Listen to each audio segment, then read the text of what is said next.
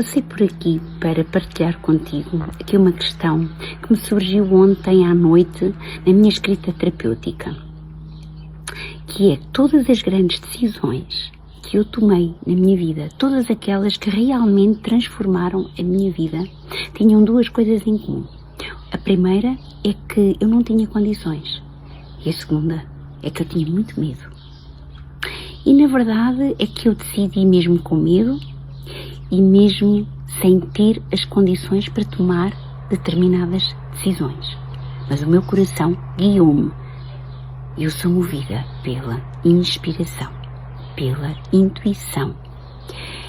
E o que eu te quero dizer é que se tu estás à espera das condições, tu não fazes nada. E a fé é aquela que tu acreditas mesmo sem ver. O como aparece.